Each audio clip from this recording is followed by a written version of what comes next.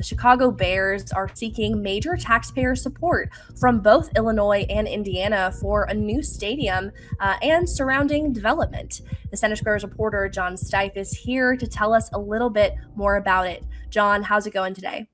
It's going great. Thanks for having me. Great. Well, first, kind of starting off, I'd love you to walk us through exactly what's been happening and what this means, for Illinois and Indiana residents.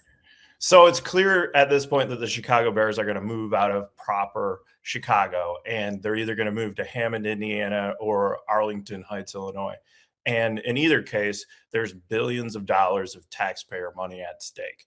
In Arlington Heights, the project would be Bears owned property at a former race course, and the Bears would be spending at least $2 billion, maybe $3 billion on a building a stadium, and then they would build a development around it, and they're looking for property tax breaks related to that.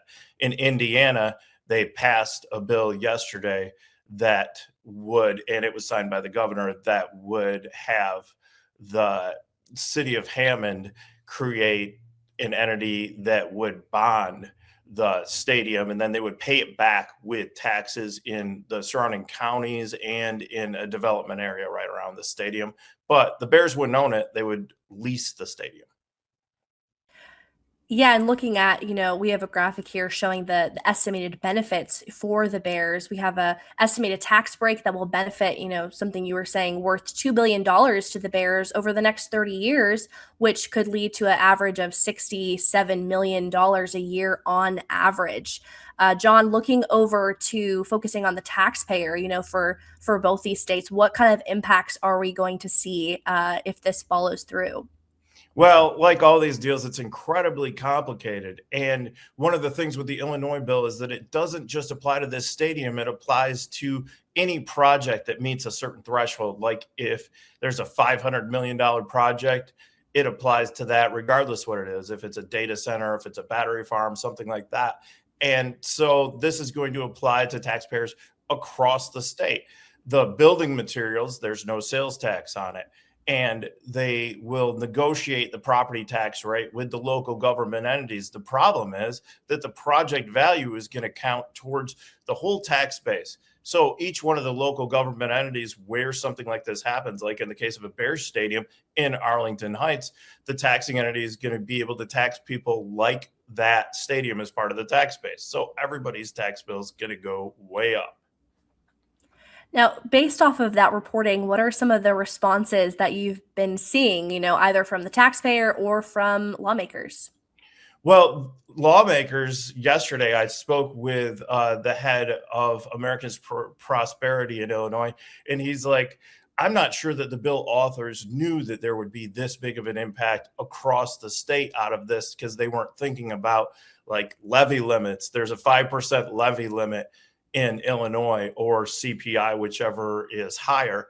And this would allow taxing entities to go well beyond that because you're adding all this value to the tax base there. So what are the responses? There's a lot of lawmakers on both sides who are hesitant to go through with this right now. And in Illinois, we're probably going to see a significant amendment before this bill is passed by both the House and Senate.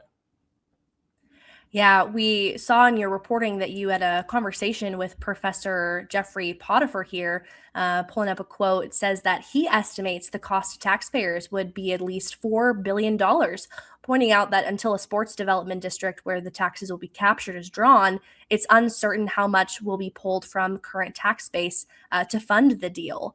So looking at that, what do you think is going to happen, going forward? Well, that's related to the Indiana deal. And the weird part about the Indiana deal is, in a lot of these, is that you create this tax capture to bring in all the taxes from an area. And the way it's presented is usually that, hey, these are users of the stadium. These are people who are coming because of the stadium. But depending on how large of an area that you draw around it, you're taking in money from businesses, sales tax that exist right now. And so it's the same thing as taking money out of the general revenue of these, both the state and these local communities, the counties, the cities, surrounding the area of this stadium. So it'll have a taxpayer impact regardless of what lawmakers will try to say about it. They say, oh, there's a large economic impact to this deal. It's great to bring it here, but you're really pulling a bunch of tax money in order to lure the team there. Yeah, absolutely. And we've talked a lot about the impact on taxpayers and what's been happening. John, could you give us a little bit of looking ahead?